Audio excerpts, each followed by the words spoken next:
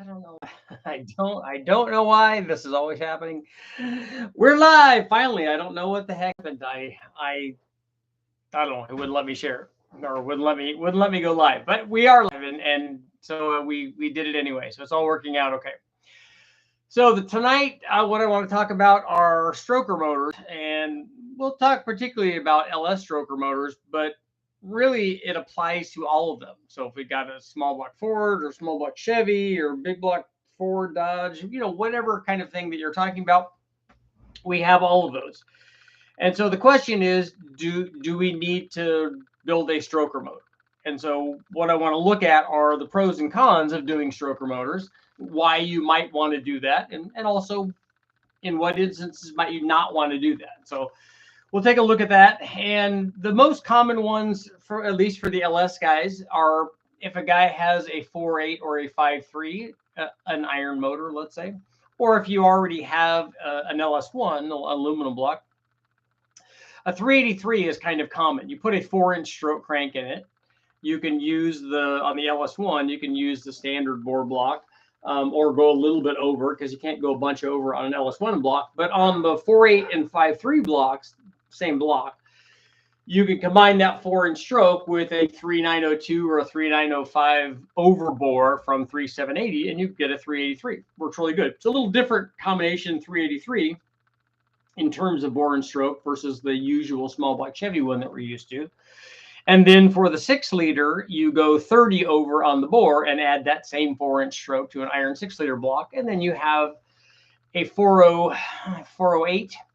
And then you put that same 4-inch stroke on the 6.2 blocks and you get a 415 or 416. And that works out good. And the reason that we're choosing the 4-inch stroke, lots of people make other stroke cranks for those. You have a 3900 stroke, which is somewhat common. You have a 4100 and a 4125, and they go all the way up to 4500, 4600 that we've used in some of the big tall deck blocks. For like I did build one with an RHS block. The reason that you want to stay with a 4-inch block, or a 4-inch stroke, I should say, on a production block, is the sleeve length in the block is not long enough. And what happens is if you put more stroke in it than that, you actually draw the piston out. It becomes unstable because you're drawing the piston too far out of the bottom of the bore.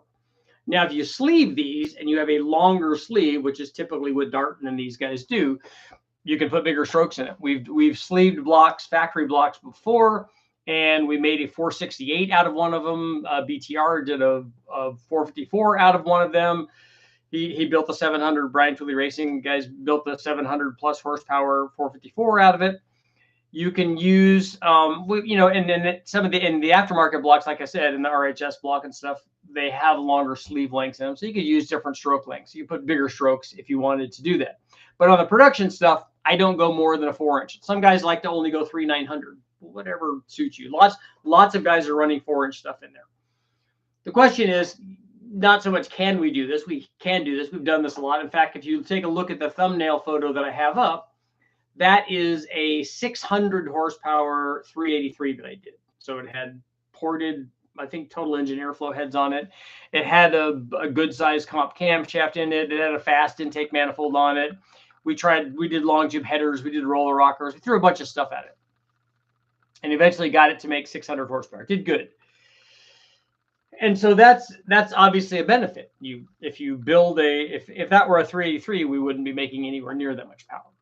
So in the instance where you're trying to make a lot of naturally aspirated power, it's much easier to make that power with a bigger motor. Easier to make, if you're looking at specific outputs, easier to make if you were only making, you'd make 383 horsepower. But on a 5.3, you only make 326 horsepower, 325 horsepower. So we know that the rates are much higher than that, but it kind of gives you an idea. So it's easier to make more power with a bigger motor, which is why people like stroker motors. And then not only do you get more peak power, you get more peak torque, and you get a lot more average power production because the bigger motors make more low-speed power, which is why, what makes these things so attractive. The other pro, let's say, for building a 383 or building a 406 or a 415, building a stroker motor, is that this average power production that you have is beneficial for power production, beneficial for acceleration, also beneficial for potentially, if you were putting turbos on these things, for helping to spool the turbo. We know that if you make more low speed power in any way, shape, or form, you can add Nitrous like at 2000 RPM. You can do long tube headers, long runner intake manifolds, anything that you do to add low speed power, you will improve the boost response of whatever turbo you happen to be using. So what that means is if we run a turbo like we have our G42 turbo that is capable of 1200 horsepower at richardholdnerperformance.com, and you want to spool that up, a 408 or a 4.8 is not going to spool that turbo up as fast, as well, or as quickly as a 5.3, or the 5.3 as quickly as a 6.0, or the 6.0 as quickly as a 408. Whenever you make something bigger, we add more low speed power, going from a 4.8 to a 5.3 to a 6.0, or going to a stroker version. We make more low speed power. Therefore, it would be able to spool that turbo up quicker. So that's a benefit. And you know, a lot of guys were thinking about it. Well, you know, do I want to do that? Is that what I need? Am I looking to get more boost response? Is that the important thing? Or can I get it other ways? Can I put a higher stall converter on it? Can I put gears in it? Can I two-step it for if it's drag racing? There are other things to look at. But we know that a stroker motor makes more power because it's bigger and it will spool a turbo more. And let's face it, if you're going to be rebuilding your motor and you're buying, you know, a crank rods and piston kind of thing, a lot of guys on the LSs will just do rods and pistons, put forged stuff in there. That's okay. It's you know, relatively inexpensive, let's say. A lot of guys do it with stock bottom end stuff, adding ring gaps, especially if you're adding boost. And we're going to talk about that in just a second.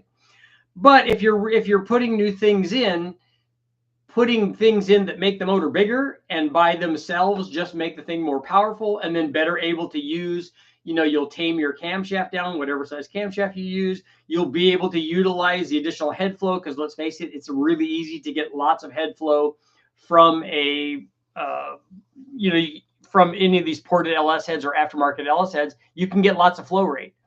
Most of the time, guys have difficulty using that flow rate. I mean, when we were making 600 horsepower from the 383, that's good power. But we weren't utilizing everything that those heads had to offer because they flowed 320. So there was certainly more power to be had there. So you usually have an excess of head flow. So the bigger motor will help you do that. The reason that I don't recommend stroker kits, particularly for turbo applications, I do recommend them when guys are doing usually blowers. So if they're doing a centrifugal blower or a positive displacement blower, a Kong blower, a TVSS or a Kenny Bell or Whip or whatever, and they're trying to get lots of power out of it, having the displacement is a good way to go. But if you're limited in power because of the size of the blower that you applied, the blower is going to determine the power output. And this is especially the case when you jump over to turbos. So if we have a 5.3 and we have one of the Richard Holdner Performance.com, I'm going to call it an 800 horsepower. It's actually rated at 900. But the GTX 3584 RS turbo, and we put one of those on a 4.8 or a 5.3, let's say that it'll support more than 800 horsepower because we already made more than that. But let's say that it supports 850 horsepower. Okay, it makes 850 horsepower. That's what the turbo will make. It will do that on a 4.8. It'll do that on a 5.3. And so if you can already make that power, there's no reason to go up in displacement because ultimately that turbo is going to be able to make that power on that. Particularly in that case, you don't need to have it spool up any faster. It's already going to spool up like a light switch. It's already going to be good. If we moved up to the bigger turbo like the G42, and it can support 1200 horsepower, let's say, it's going to be able to support that much power. Doesn't matter whether you're doing it on a 5.3 for the most part, 4.8, 5.3, 6.0, stroker deal, whatever. You don't need to have more displacement to have it make that power. Like a lot of guys are under the assumption that I can make more power with a 383 and a turbo than I can with a 5.3 and a turbo. And honestly, sometimes the opposite is true. Because if we're trying to max out the turbo, a bigger motor will usually max out one side or the other of the turbo before it maxes out the other side. Typically on a bigger motor, you max out the hot side of the turbo before you do the cold side. So our GTX 3584 RS turbo is a good example of that. It's rated at 900 horsepower. It probably will only make 900 horsepower on like a 2-liter or a 2.4-liter Honda, hopped up Honda K series at a very high boost level. It might not do that on a 6-liter LS, let's say, because you'll get into hot side flow problems before you get into the cold side flow problems, before you get into the limitations of those. And so it's not going to make as much power on a bigger motor. So this is an instance where the bigger motor is not a good idea to try to maximize the power output. It's going to actually make less power on the bigger motor than it will on the smaller motor. So on a 4.8, maybe you could get more out of that same turbo. And this is only an instance where the turbo is the limitation, but more often than not, that's the case. If you have a 1,000 horsepower turbo or the 1,200 horsepower G42 or the 800 horsepower 3584, if you have that size turbo, you can make that amount of power. And on turbo applications, that's very important. You're going to do that, the bigger motor is really just going to hurt you. So when guys ask, hey, I'm putting together a 5.3, should I just go 383 on it? Do a stroker deal because I'm adding a turbo? The answer is usually no, because you're going to do just fine. And the other thing on that particular example is that you're boring this thing out. A lot of guys would argue, I think we could get some better zoomage. A lot of guys would argue that if you make the bore bigger, you're going to not have as much strength and not have as much head gasket sealing and stuff. And so that's going to be a problem. So that's why when guys are saying, hey, look, I want to build a turbo 4.8 or 5.3 or whatever, should I make it a 383? The answer is no. You probably shouldn't do that. That's not going to benefit you. In fact, it could make things worse for you. NA stuff, yeah, definitely stroker. Most blower stuff, yeah, stroker. The one example I can give where on a turbo application I might be okay with somebody doing a stroker is, are you trying to spool up a really big turbo for some reason? I don't know why. I would recommend that you get the right turbo for a street application where you'd be interested in boost response and not try to cure that with displacement anyway. But I could see a guy already had a turbo in this weird instance. He already has a turbo. He's got a big turbo somebody gave him or whatever. And then he happens to also at that time be going through and putting forged internals in his combination, which could be a normal thing. And he wants to step up to a bigger run so that he has the boost response. Yes, that can in that specific example, maybe it would be a good idea, but normally no. I mean, naturally aspirated 600 horsepower 383s are good, and even more 600 or 700 horsepower 408s or whatever. That's all good, but you don't really need that to spool up 1,000 horsepower turbo, or even in the case of our G42, 1,000 or 1,200 horsepower turbo. You don't really need that. You don't need that extra. I mean, the other ones will do it just fine. A 6-liter or a 4.8 or 5.3 will do it just fine. And like I said, in some cases, it'll do it even better because you'll be able to make more power. So that's where we are on strokers. And like I said, the same thing happens with other motors too.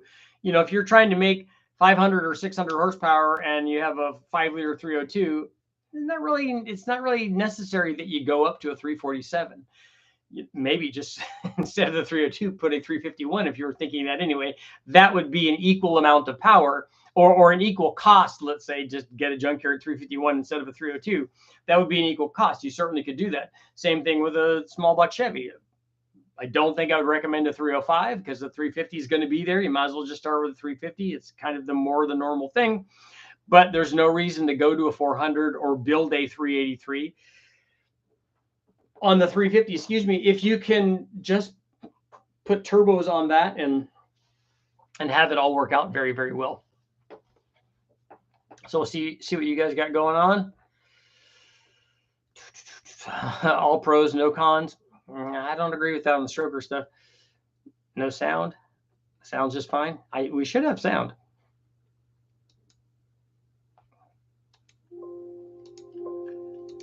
Sound. If you're in the game, then stroke's a word. Sounds just fine. I'd say you really don't need a stroker if you're going to run boost and stay under 1300. What about rod length to stroke ratios and dimple pistons? You must have been reading my mind. I've been researching stroker combos, and now I want an RHS block. Yeah, those aren't cheap either, are they? Made it back just in time over at Pigeon Forge on the rod run. Oh, cool. Rod length to bore ratio. You're doing it all there, huh? 495 LS was awesome. Different strokes for different folks. Yep, all of that's good. You're not, it's not going to be bad. Brings in dwell time, piston acceleration. I like cubic inches, and I cannot lie. 500 horsepower NA 5.3 with the turbo 400, 4x4, and 35-inch tires.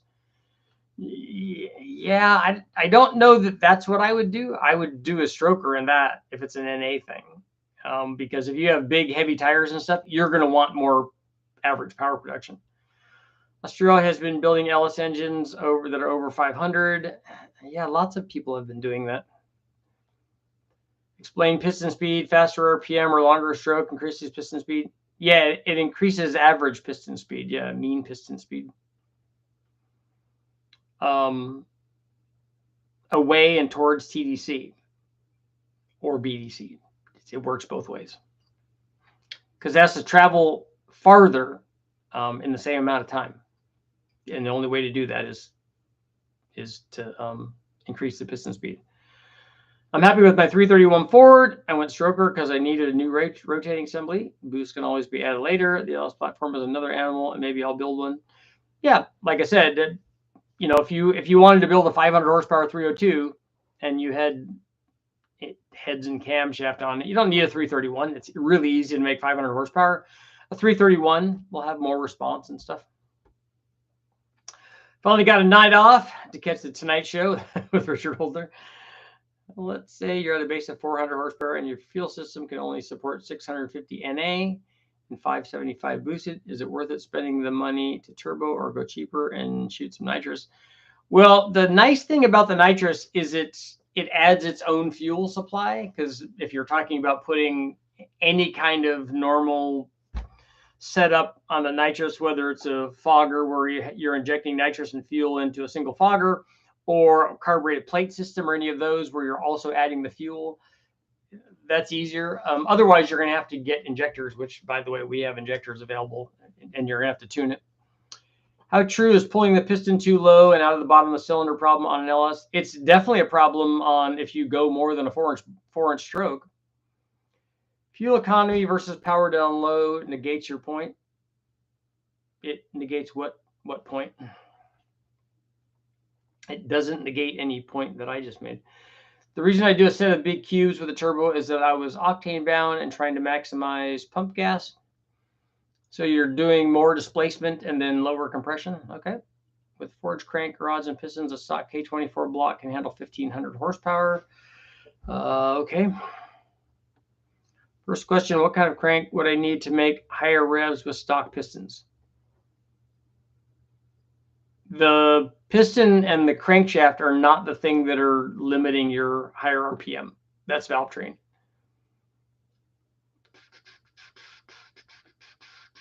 Not even close. You need liners or even a built block for that power. Out. What's going on? Someone, Kyle from Boosted Boys, is doing it. Is making 1500 with stock blocks. With older cars going away, is the only option to buy new cars that only dealers can work on? I don't see older cars going away. I'm a big fan of older cars. Second, would an RV cam be better, or would I need something a little better than what? Okay, I do have a question. It's a bit of a 3-part question, but I really need help with this. Rebuilding a 5.3. I'm trying to make 450 horsepower. Okay, that's very easy.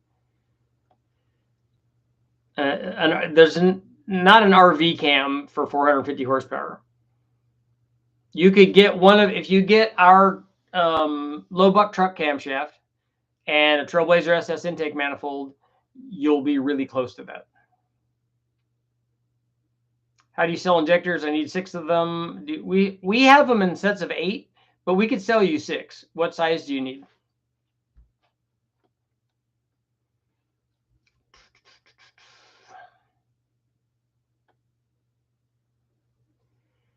Crank isn't going to dictate how high the motor revs. The stock crank will make your horsepower goal easily.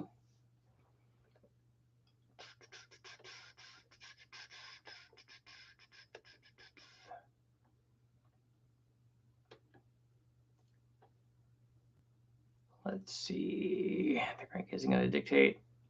The Jay Leno law, carbon emission law is done, and we did it. Celebrate. Did that get passed? Third, would I need a lighter weight flywheel, or should I just run the stock? The stock flywheel is fine for that power level.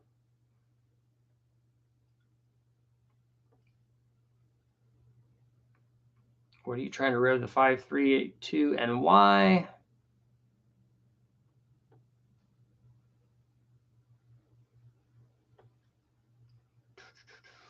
What are the best heads for an LS1 Gen 3 for doing what? What are you trying to do?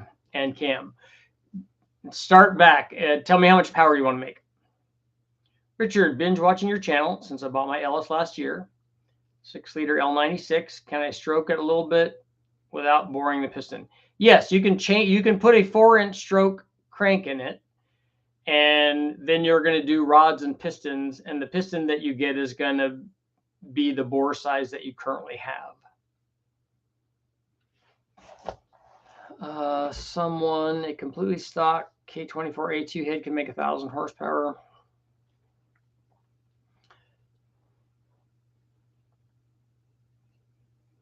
It's going into my C4 vet, trying to rev higher than stock. I don't know anything about LS engines, so I'm learning as I go. Yeah, you can rev it. You can already rev it higher than you're revving it right now. It's just not going to make any power because you're past the power peak. But there's lots of stuff that will, you know, we're running a junkyard motor to 7,700 right now, but we have it set up so that it will make power up there. I like 260-degree duration, I cannot lie. But in my traffic, my exhaust valve wants to die. Honda K Series is like the LS and Coyote combined and split in half. Got a 4-liter block sitting here waiting for me to dig a 258 crank up. I'm either stroking a 4-liter or boring a 258. Either way, it's all good. Stroke, de-stroke, it's all good. Won't need a stroker if 2-liter ever comes out with a cannon valve, small bore, rec port heads. You can use a 258 crank and a 4-liter block. Okay. Now, how come you won't need a stroker? If he has it, I think his cannon valve heads are there.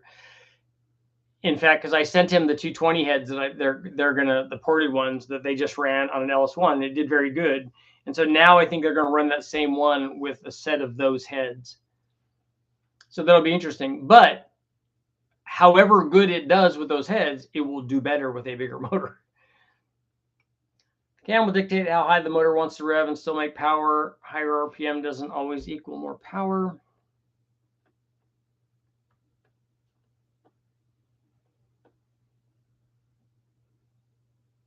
We need casting refinery back in the USA. Richard, I got a Silverado 5.3 going to the low buck truck camshaft. Would you recommend 1 3/4 or 1 7/8? I don't think you'll see any difference between those two. Also, what size injector should I run? And is the Trailblazer SS with a 90 worth more on this application? Yes, it makes more power, but it's about 15 more than a truck. So if you want that, I have the video up where you can take a look at what it did. And your cheapest option, Thomas, is to get those 50-pound injectors that we have. The 50-pound flex fuel injectors. I get 15, 16 miles per gallon in my LQ9 at 80 miles an hour. What, trade 3 miles per gallon for a 408 torque and a wee factor, I think. That's really good fuel mileage at 80 miles an hour in an Escalade. Do you sell converters? We don't have converters right now. I don't know anything about LS engines, so I'm trying my best to learn what I can. I honestly don't know what I'm doing. Well, so that you know, and this goes with any engine, the first thing that you should do is decide how much power you want. Don't ask how high can I rev this. That's not a realistic question. If you say I'm making 300 horsepower right now and I want to make 450 or 400 or 500 or whatever the number is, decide what kind of power you want, and then we can tell you how you'll get there. Lunchbox, what's going on? Holly finally released the Big Bus Chevy High Ram. Looks like rec port only. Can't wait to see testing. Wish they'd have oval port too. When you did the ITB Speedmaster intake, what and where did you get the throttle linkage? The throttle linkage was part of the assembly. A B16 can rev to over 10,000 stock, but there's no point. It won't rev to 10,000 when it's stock. The valve springs won't allow it to do that. You definitely have to change the valve springs to go to 10,000 in a B16. And I don't know how stable a stock P30 camshaft is either at that speed. Just died on my brother's Z06 engine, used aluminum 5.3 with long sleeves, 427 crank, so a 4-inch crank, 613 at the rear wheels, ported Texas speed heads. He is a top tier Cam 2 class autocross driver. 613 at the wheels seems like a lot for a 5.3 with a 4-inch crank in it.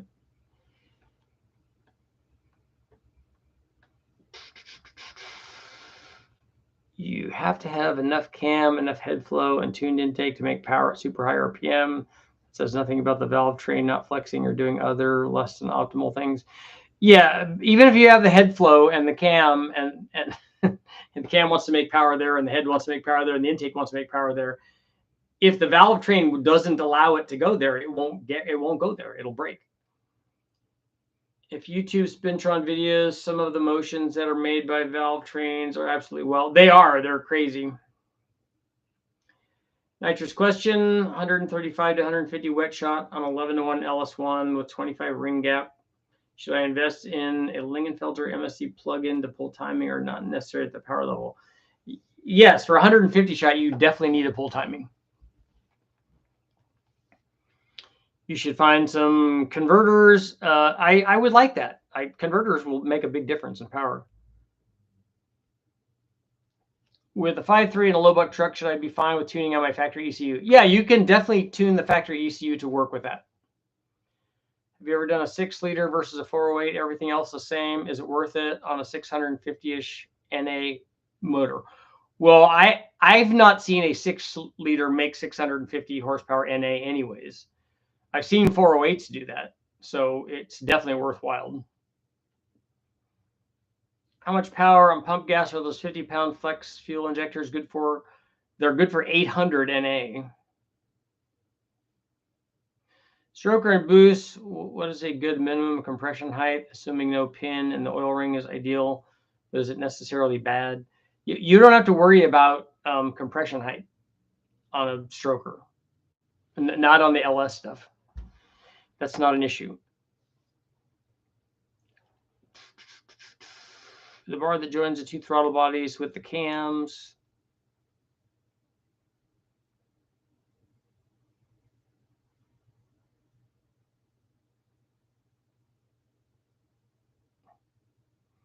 Grease spot. Our linkage from the Speedmaster thing all came as one assembly. It all came as part of the kit that they supplied. The only thing that we did was hook a cable up to it to make it spin. Seems 2618 with looser bore clearances. Have more piston skirt wear than 4032. You're talking about what the piston's made of? Is there a place for high protected pistons to keep piston wear minimal on LS strokers? I can see where that would be a problem with until they heat up.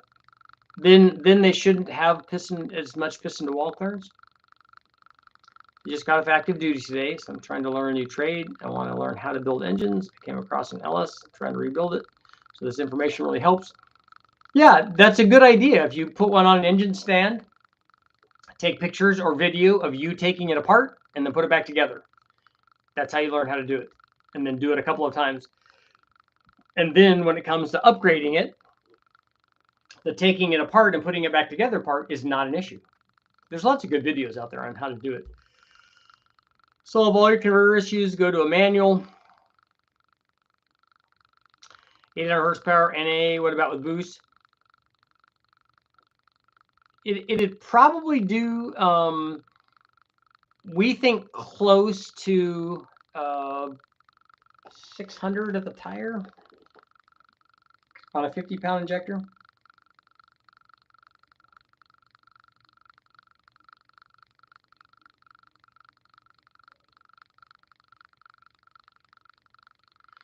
Yes, 680 flywheel. So somewhere near 600 at the wheels. I've heard -4 degrees per 100 is a good ballpark. Yes, for nitrous.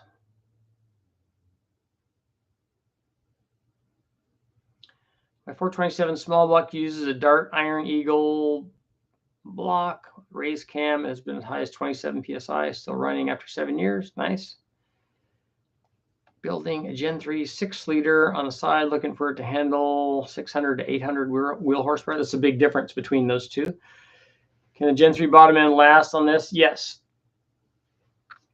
Yes, it definitely can.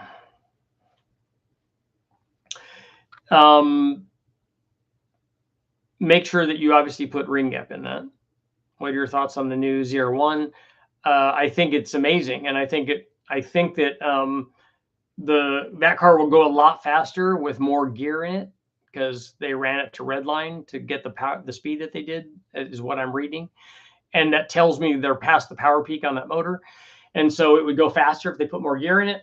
And then also guys are going to be making a lot of power with that, with turbo upgrades and stuff.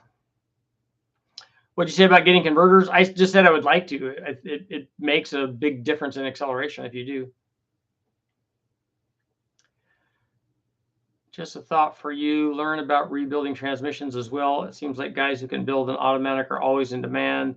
I do it as part of my hobby, but it's viewed as black magic. Are you talking about me? I'm not going to learn transmissions. That's not on my list. Any big bangs coming up? The 3800 I would like to get done. I would like to get that done.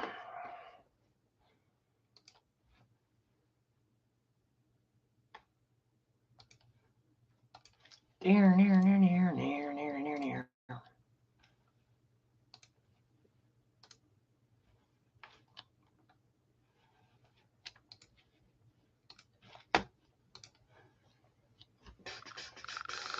The C801 Zora edition is going to make another 200 to be all-wheel drive. Yeah, it should have some impressive acceleration stuff, because doesn't it have, I thought that they were doing a hybrid that it was going to be electric assist for that too.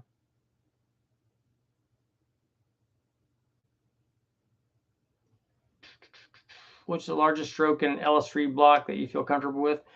In a stock block, it would be 4 inches. That's it. If you sleeve it, you can go more. Coppin Racing tested an original 290 horsepower Pontiac Super Duty 455 today. It made 395 at 5100 to 477 foot-pounds. Round port, long tube headers with old Moroso belt drive, water pump. That's cool. I would have thought that there would have been, honestly, the horsepower seems high to me, but the torque seems low. Like the spread between those two doesn't seem to be nearly as much as I thought it would be. I thought it would make more torque than that, but it is only 455 inches, so I guess. But I thought that the torque would be higher. That thing's low compression. The 395 does surprise me. Auto transmissions aren't hard at all to build, just on the first ones you take apart and video it. Yeah, I've done turbo 350s. I haven't rebuilt the motor. We did a shift kit in them for the separator plate and stuff. But it's just it's parts. Parts is parts. Zor Edition will be a hybrid like the Stingray. Pretty good for 8.4 to 1 static. Yeah, I thought that they were low compression. That's cool that they did that. I might be running a stock 455 Oldsmobile coming up here too. So that will kind of be cool.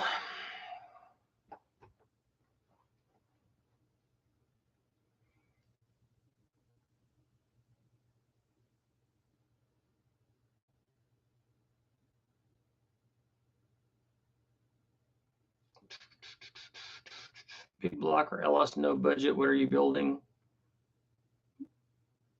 Well, if you're talking about no budget, then the bigger motor makes more power. So guys that are doing pro mods are definitely basing them off of some sort of big block architecture, I think. It's a mild dated camshaft and an SRD 455. Does that mean it has the not hot version of that camshaft? It has the milder version? Because there were two. There one that they put in the early ones, if I remember the story right, and then not in the later ones.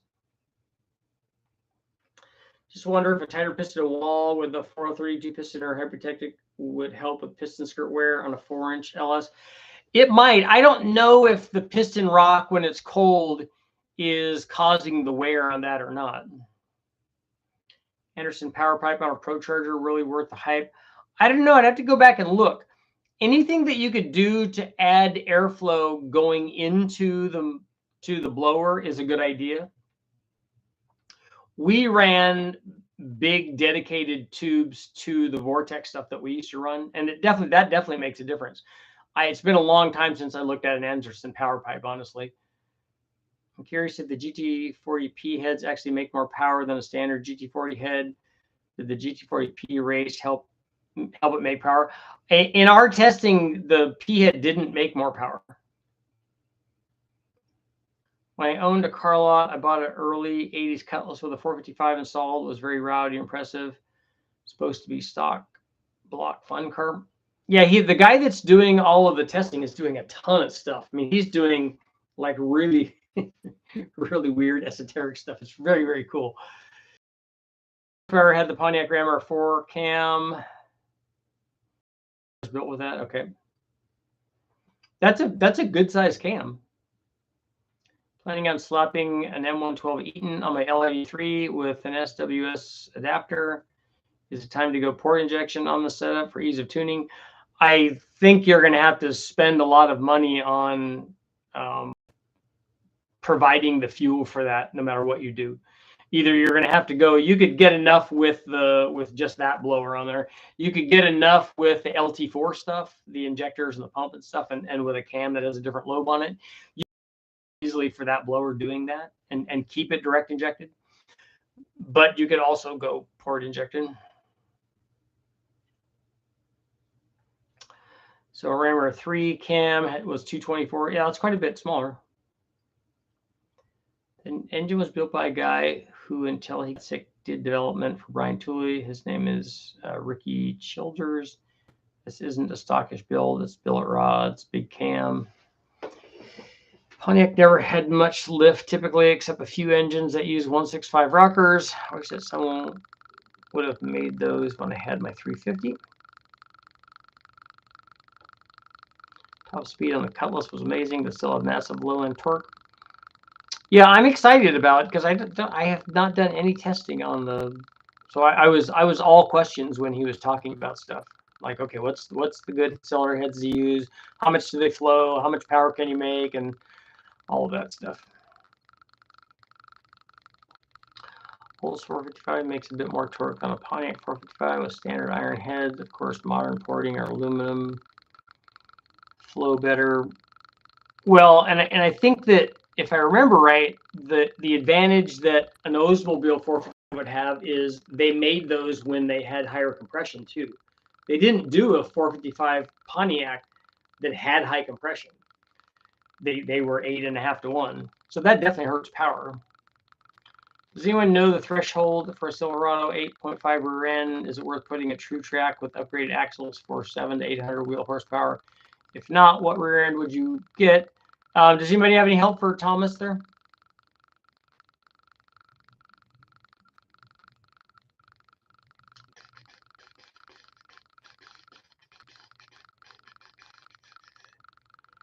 I had a 96 Cutlass 3.1 V6 with a 125 shot, all motor. It was 175. GNs. Grand Nationals have run 850s into the 8s, but a Silverado is heavier unless you've done something wild to it. Only Pontiac Rammer 400 has 165 rockers, and the even rare Super Duty 421. Utah, what's going on, man? What's up? What's up? What's up? What's up?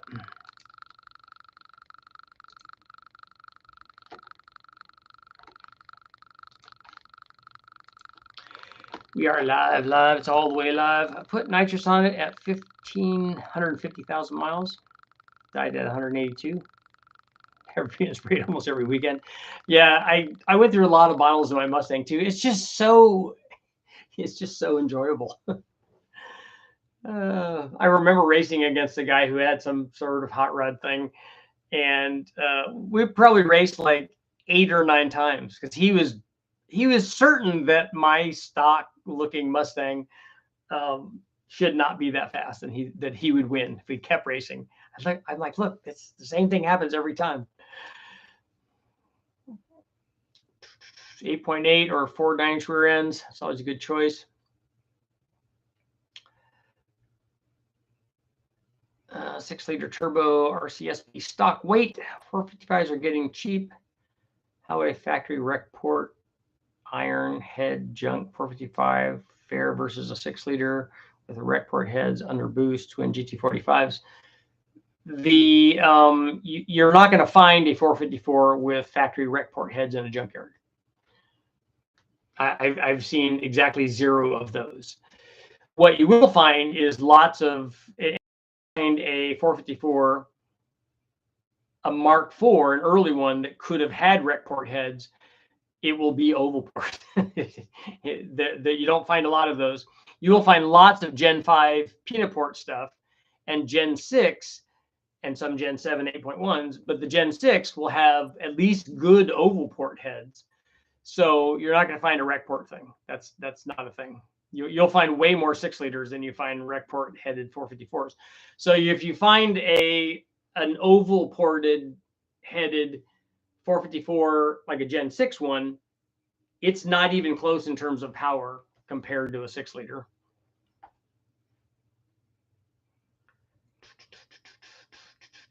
Tested a 3.6 Impala with the jet ski curb.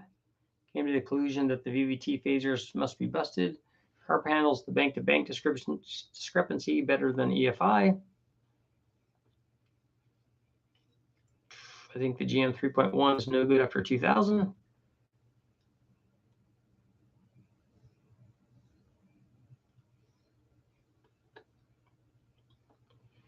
Truck rear ends. Is the width going to be different? Do you have to narrow those though? Ed's machine, what's going on? The GM 14 Bolt 10.5 is good for 1,000 horsepower stock. What kind of car was it? I'm trying to remember. It was something pretty cool. I'm thinking it was like, it was either, I think it was a GM. I'm thinking it was a Camaro or a Corvette.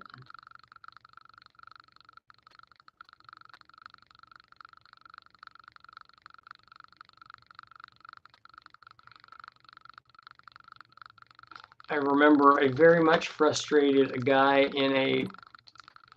he had a Pantera with one of those dual like magnet charger things on it, which I thought was, I wanted to like see the guy's car.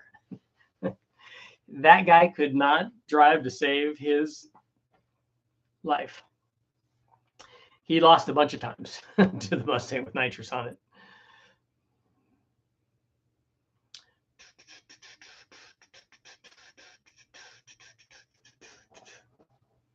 And I even like got to the point where I'm just like, look, you just go and then I'll catch you and pass you, because you cannot get off the line.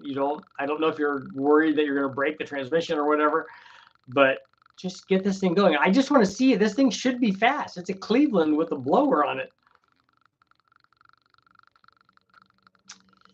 Have to measure, Richard. 3/4 ton trucks are wider, 454 dually, 14 bolts, more narrow. Okay.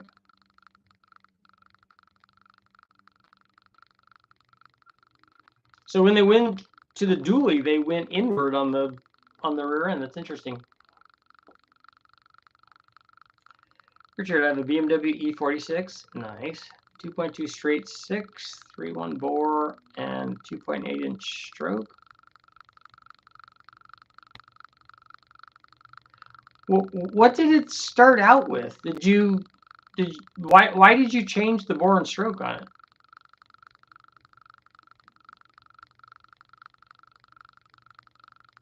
Less stroke on turbo engines? Yeah, I agree with you, Ed. That's what I was talking about earlier. There's no reason to do a stroker. Transmission exploded royally. It made a loud pop bang through the motor. Gonna build the 8.5 with upgraded axles. Full floating hubs, different single rear wheels with duals. Okay. I just bought a 454 SS. Nice. 5-lug, 9.5 14-bolt rear end for my Tahoe. Took me a while. Missed out on 3. They can handle some power, but would not spend huge money on a 10-bolt. I may have had the best luck. 3.1s were indestructible. We did a 3100 Grand Am with a turbo on it. We just ran it on the chassis dyno. I can't swap in the 3-liter, so I can only go with a stroker crank from the 3-liter. It would have a 3.5 stroke. I feel like it would lose the rev-happy nature it has now. Okay, it'll just make a lot more power everywhere if you have more displacement in it.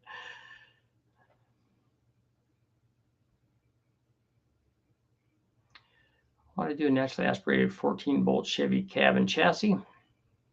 There you go. Good stuff. Good times. Good times.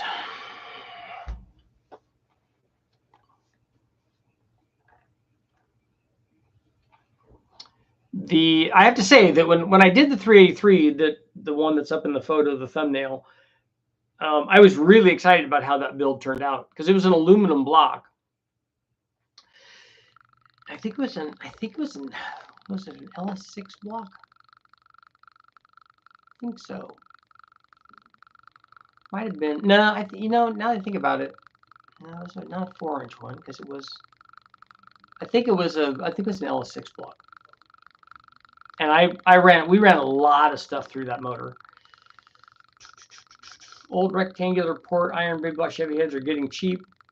454 smog motors are $500 now. How to do the old eBay marketplace stuff? Cheap big block compared to a Recport 6-liter LS. Like I said, I don't share that opinion.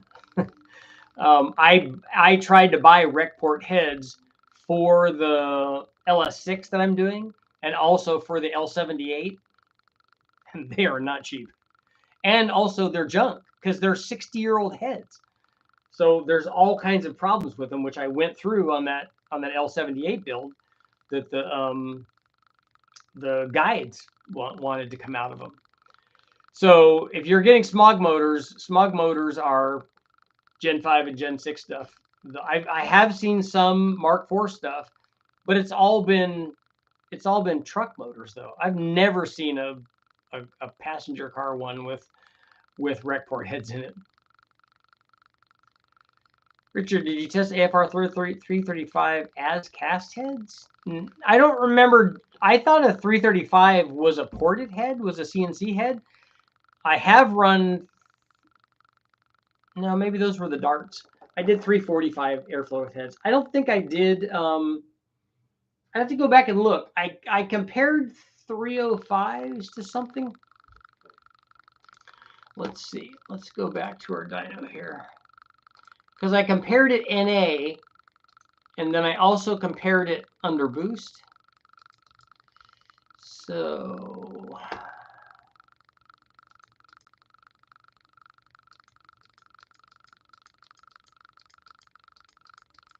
trying to think of what the two heads were though. Charger turbo 540 71.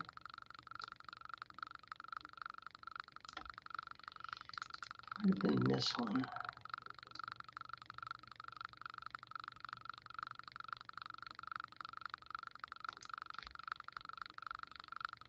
Yes, it says 315 and 335.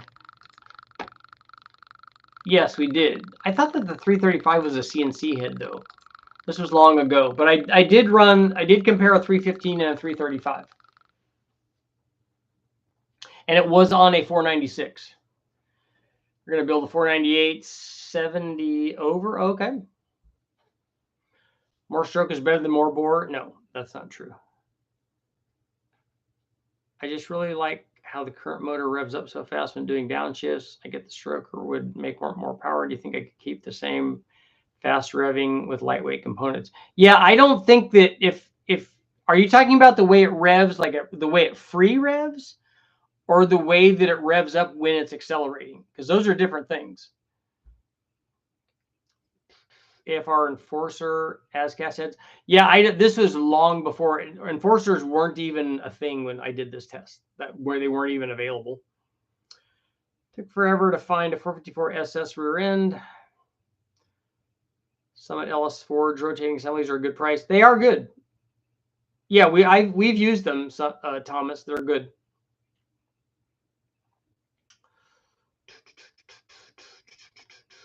In fact, I have a 5.3 going together with their stuff. Talking about free revving when it's not in gear. Okay.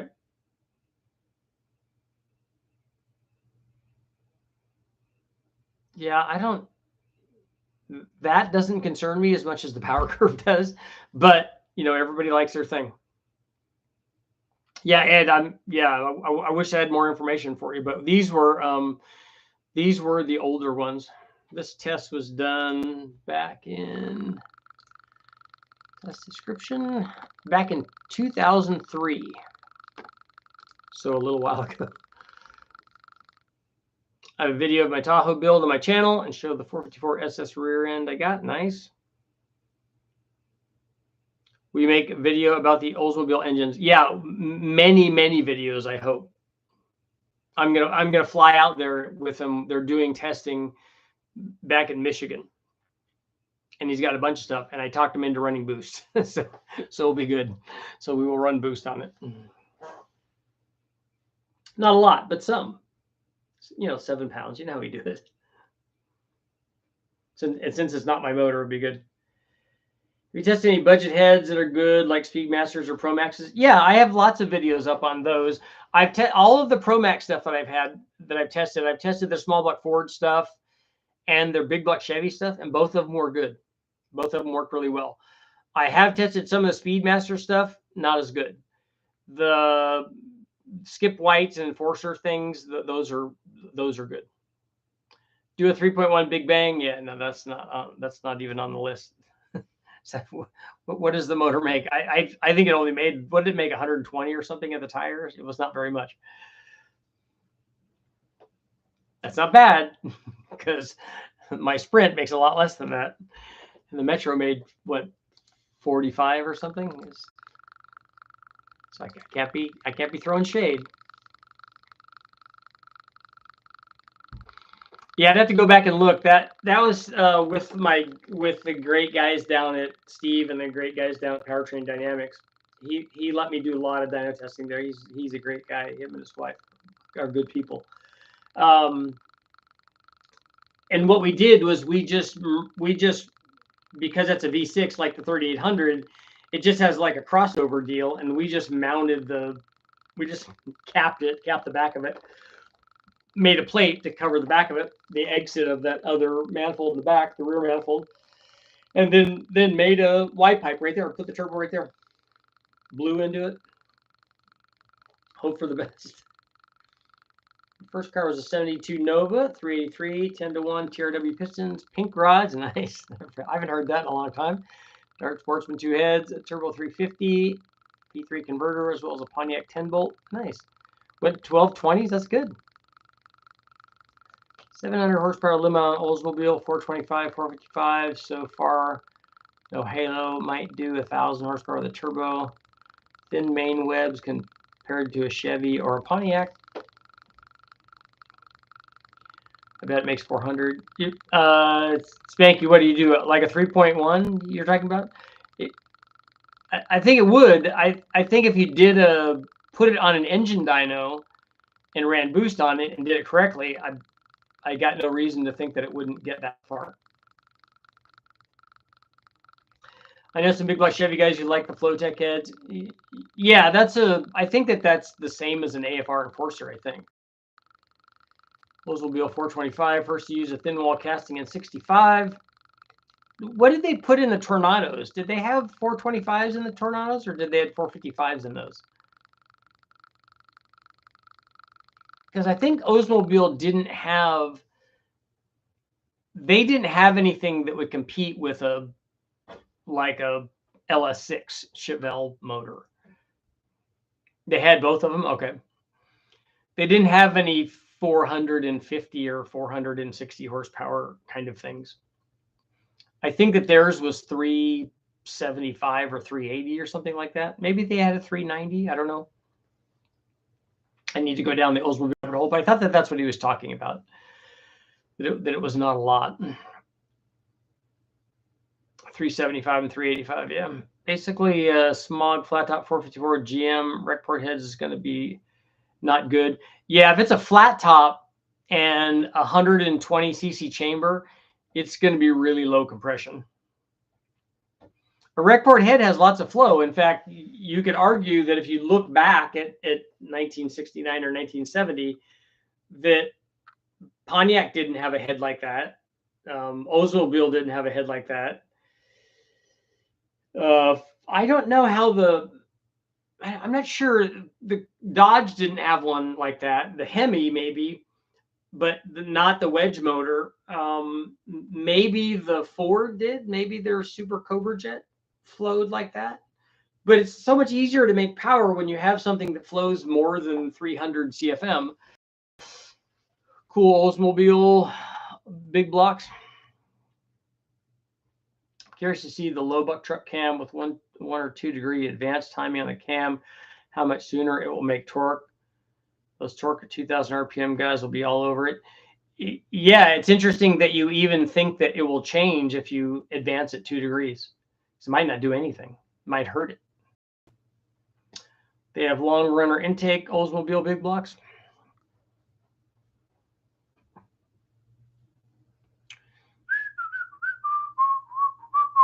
I think that those motors are a lot like the Dodges, and that they have 240 or 250 CFM heads probably.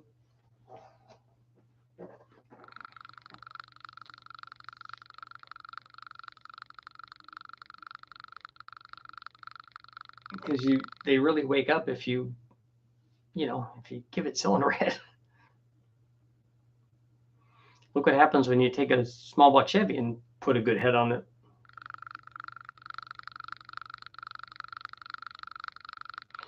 Advancing the cam timing doesn't change the power curve of the cam. It may or it may not. It may do something. It may do nothing. It may get worse. You don't know until you try it.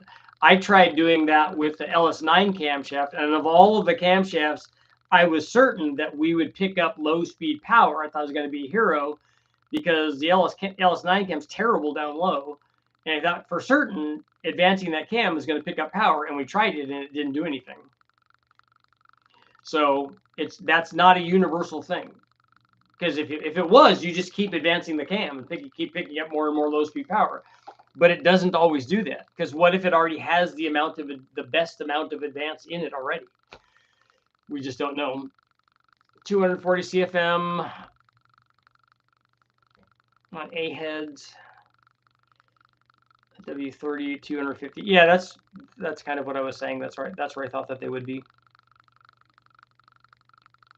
That's a lot different than a rec port big block Chevy head.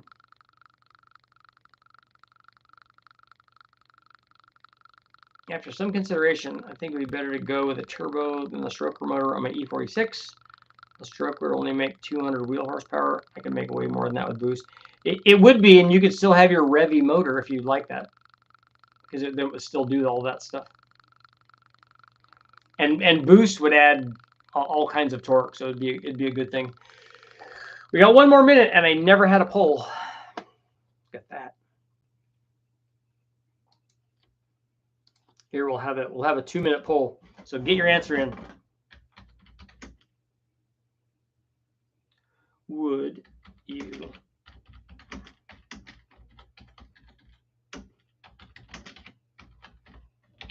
Would you build a stroker with boost? Hurry up and answer because we only got like 1.5 minutes left. New 216, 230, 220, 228, both in 550. Both of those are choppy. What are those from? Richard or anyone with a Terminator X and a new engine? I'm cranks, hits on 3 or 4 cylinders, skips 3 or 4, finally it starts. Do you have a problem with the trigger wheel? I can keep your Revy short stroke. There you go. Boost adds a lot of good things. Happy hour, there you go. My ugly intake is in the thumbnail. Isn't that the fast manifold I have in there? That's not a fancy LS7 one though. That's not the baller status LS7 stuff. I'd get a bigger motor before getting a new expensive crank. Not only yes, but heck yes. Then again, I'm not building any of these high performance LS engines either. Amos, what's going on, man? Amos, king of the 8.1s. The new Chupacabras are like that? I thought that the Chupacabra was already a 216 cam.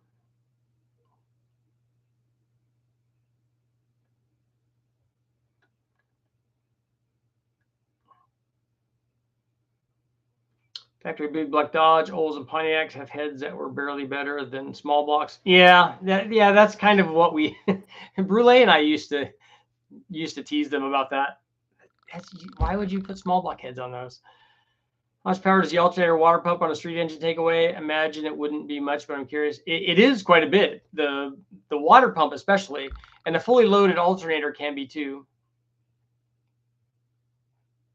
Same ugly gray. Why did I think it was a good idea? Just a lot of housework lately. Okay.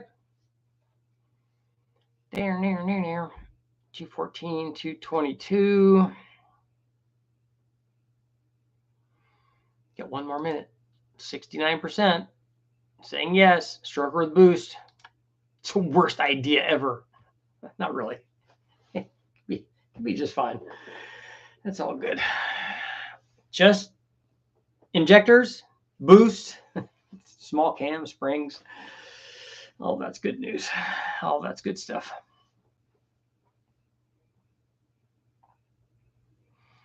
Richard's going to make up some wrong stroke t-shirts. Yeah. Bigger is not better. I asked because you always use the electric water pump and no alternator on the dyno. That plus the drivetrain loss lowers actual power output. Usually see 15 to 20% less than crank power. It's not a percentage.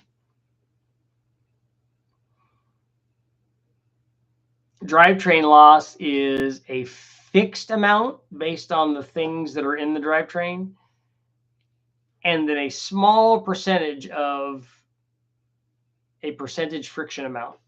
Not very much, mostly fixed. Meaning this transmission uses this much power. This rear end, this drivetrain, these axles, these tires, these brakes, all that fixed amount. Add boost and get a bigger turbo. Yep. And if you're looking at the losses of the parasitic losses of the stuff on the accessories, I have a video up where we showed that already. Interesting. I haven't heard that. I haven't looked into it, but it's new to me. Yeah, if you have an LS and we run it on the engine dyno and you want to put it on the chassis dyno, it's about 100 horsepower. Bigger is better. More displacement is more power. Bigger boost multiplier. It's all about the stroke, yeah. Getting close to making turbo manifolds. That's good. Were there not some available that you could use? You got so many cubes, your turbo chokes, you need a bigger turbo and bigger horsepower goals. Or just another turbo. If you have one, you already have one, you might as well just add a second one, right? Just stock down pipes and cross pipes in the front of the engine. Okay. Advancing the cam works better on one with a wide lobe separation than a narrow lobe separation. So I've heard. No, that's not that. Those sort of universal things are not accurate. The cam that I tried advancing it, the LS9 camshaft, has 122-degree LSA. So you don't get much wider than that, and it didn't do anything. Double your pleasure, double your fun. Ah, yes, the Double Mint twins. See that Oldsmobile made a double over cam 45.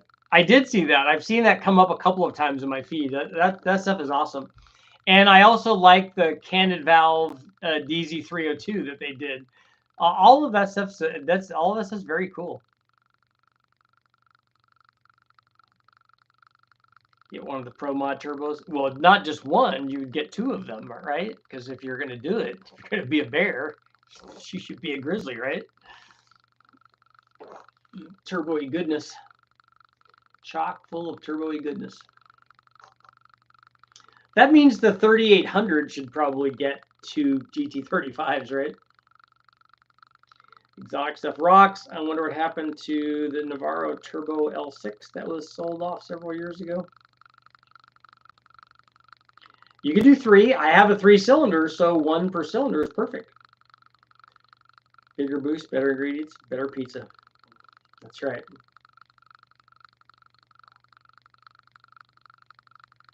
A Bugatti, you could go full Bugatti on it. 50-50 on a GTX 35 or a G42. Just, you gotta decide on your power needs, man. If you had a bare 400 small block, would you build it stock stroke or make a 377? Well, West builds, your de-stroking is not going to allow it to rev to the moon.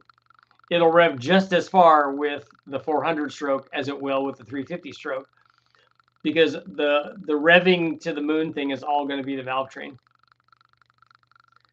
What would you look for as horsepower goals for 454 towing 10,000 pounds most effectively? Are you wanting to do an NA thing? I've seen a few quad turbo builds. Okay. Even though you're not baller status, Sean. Very mild, smooth idle cam for a Recport 6-liter LS S485 T6 LS9 cam. That would be a very smooth idle. It's going to be pretty soft even on a 6-liter with that size turbo. Are you wanting to use all of that turbo? At least it'll be a 6-liter and not a 4.8 with a short runner intake manifold thrown on top of that, because that would just kill all the low speed power.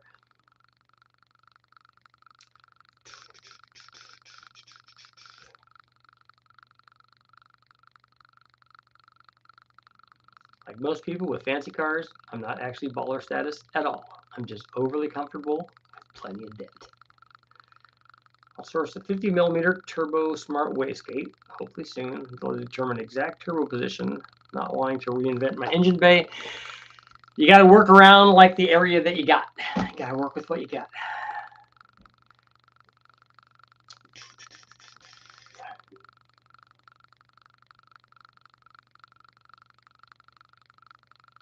That's why my hot rod projects are janky. You say that to the guy with a torn apart Sprint turbo in the garage. Which reminds me, I bought a couple of fuel jugs that I need to empty. I don't know why they had the tank full on this thing.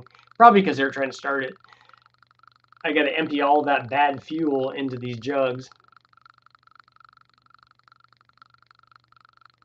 If you watch the video of a Mighty Car Mods XR8, that's the space I have. I would like to have a Sierra Cosworth. Even just that drivetrain in an XR4 Ti would be fine also. Although I would like the louvered hood, because I think that that's kind of cool.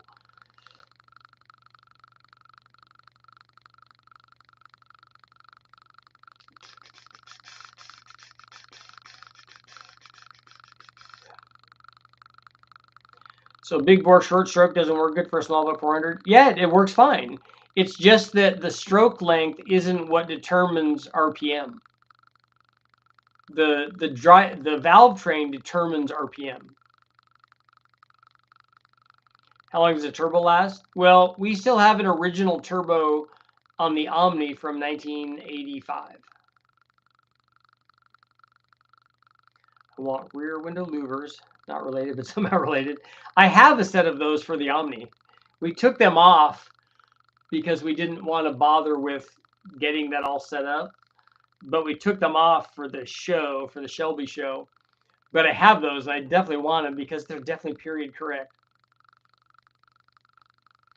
Yeah, Neil, I'm jealous if you guys have that stuff, the Sierra Cosworth. And did they make an Escort with that same motor in it?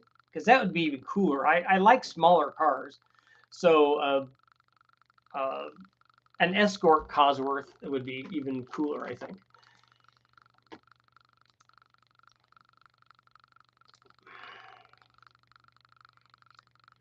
The XR4 Ti was before the Sierra.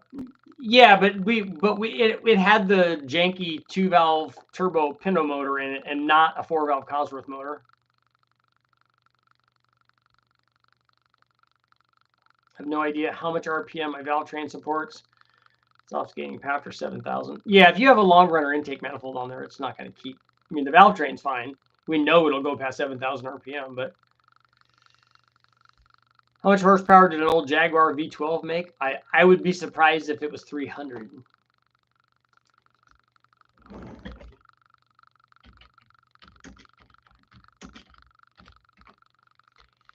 Jaguar V12.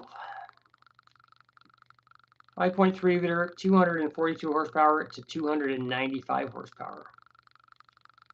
Wow. Guess I nailed that, huh? But arguably one of the nicest looking cars ever made. Escort 4x4s only. Very cool. Escort Cosworth is a Sierra chassis underneath. The Escort is front-wheel drive, so they put the Escort body on a Sierra chassis. No rear-wheel drive from Ford on those. Good heads and springs on a stone stock 400. Will it last spinning past 7,000? You have to make the thing work for 7,000 RPM, which means you have to have the right oiling system and stuff. The other things with RPM, like the short block's not going to care about that. I mean, look at the 3600 stroke that we have in the 5.3 that runs the 7700 after already having 200,000 miles on it. Multiple fuel jugs for a sprint makes us think that they were 3 gallons apiece. I think it's a 10-gallon cell if I remember right, and so I had to get 2 5 gallons because it was all the way topped off. Old high-end engines like that Jag are cool. I'd like to see a Mercedes 6.9. I like those too. Turbo will last 1,000,000 miles, pulling 88,000 pounds 3 times a day, 6 days a week. On the over-the-road trucks, yeah, they'll last a long time. And I have to say, the Omni Turbo was water cooled, so that's how they make them last. The Cosworth YB was basically the XR4 Ti Pinto engine with a different cylinder head. Not exactly, but in summary, yeah, no, I get that, but not a cool cylinder head though. the 2-valve Pinto motor is not. I mean, I know that they're doing amazing things with it, and I don't want to upset any of the Pinto guys or the SVO Mustang guys or the Esslinger guys, but it's not a 4-valve motor. You know, it would be a good budget 12-cylinder would be a Bentley Mulsanne. I do like those. Under 20 grand, not even a ton of miles, 6-liter W12 twin turbo. Okay.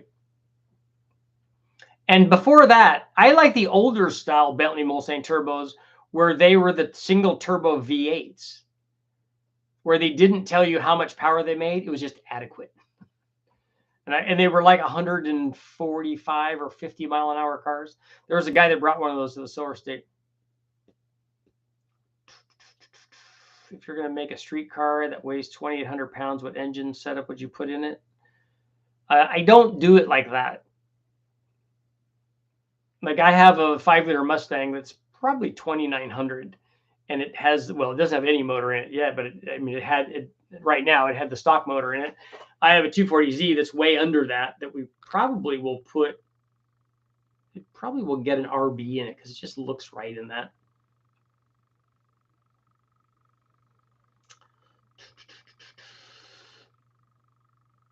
Good springs with any cam is how it works. No, it takes more than that. The cam profile has to be right for high RPM, and then the oiling has to be right. The springs obviously have to be right. They have to be the right frequency to work with the cam and stuff. My favorite V12 is a Merlin. Yeah.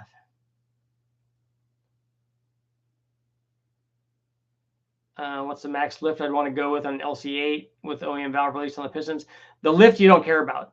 You could put in as much lift as you want. You could put in as much lift until the retainer hits the seal. That would be the limitation on lift, not piston to valve. Piston to valve is all duration. RB30, no, don't want that. An RB25 is fine because it would be turbocharged. Is a Truck Plus still pretty streetable? It's not what I would pick in a 5.3 for a turbo. I would pick a low buck truck. You can max out that 75, 78 turbo easily with a low buck truck. It's a better combination, I think. My favorite V12 is the one Cosworth is making for the GMA T50.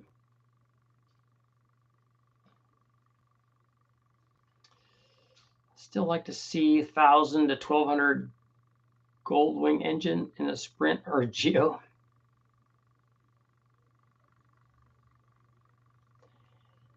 Allison V12 Sherman tank is air cooled. Yeah, it's going to be an LS-based engine, 2,800 pounds of an BRZ. Trying to decide if it's worth going to 6.2 or cheap out and go to 5.3 and boost it later. Yeah, I mean, 450 wheel horsepower is very easy to do under boost. A 6.2 is definitely going to be more expensive. If you can find an aluminum 5.3, just get that, because if you're worried about weight, then that's a good choice.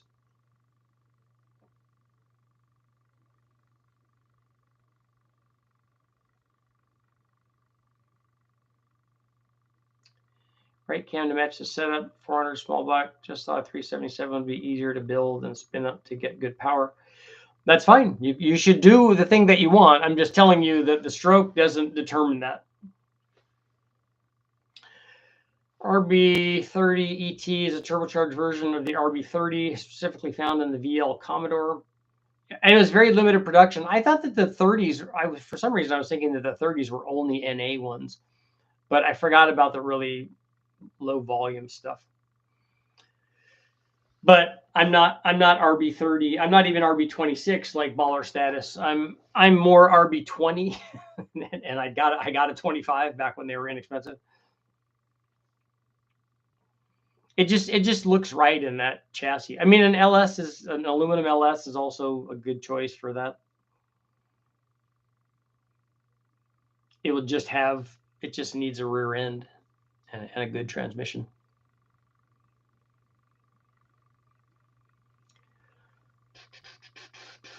You can turbo any RB30. You can 20. Yeah, no, I get all that. Ford Bear and a Fox body. Have you ever tested it on a 4G63? I've not run one of those on the engine dyno, but the guys at West Tech have run a ton of those. There's a whole car club that comes over that have nothing but those 4G63s.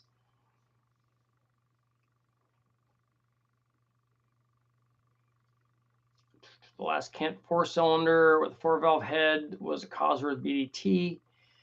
Turbo variant of the BD8. It was used in rally stuff in the mid 80s. I made 800 horsepower. That's plenty.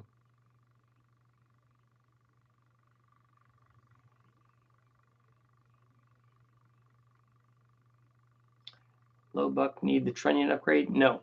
The cam and the trunnion upgrade are not things that go together. The trunnion upgrade is a good idea if you have real high mileage trunnions to begin with, and they're in need of upgrade. RS200, yes, that's a nice motor. I got to ride in one of those. That car is also on the list. And a Peugeot 205 16. Ever seen a Toyota 86 with a 458 engine? I don't think I did. I do like those cars, though.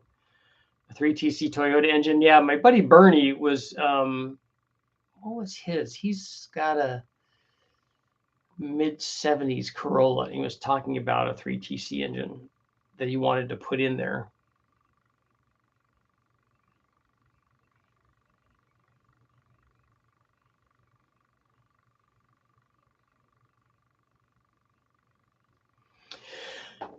I've been here long. I've been here a long time. On that note, it is time to go. But the good news, or not, depending on your perception, is that I will be back tomorrow.